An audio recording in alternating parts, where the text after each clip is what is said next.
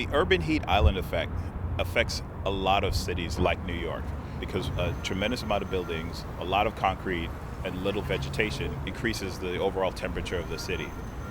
And when the city is really, really, really hot, it affects the health of our citizens. Individuals who may suffer from asthma or may be susceptible to heat waves, our elderly population.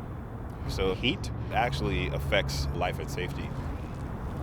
One of the strategies that we have to combat the urban heat island effect is the NYC Cool Roofs Initiative, which works simply by painting the roofs white.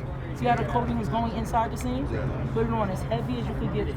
All right? Many buildings, because of the black roof, absorb heat, and painting them white reduces the internal temperature of a building by 10 to 30%.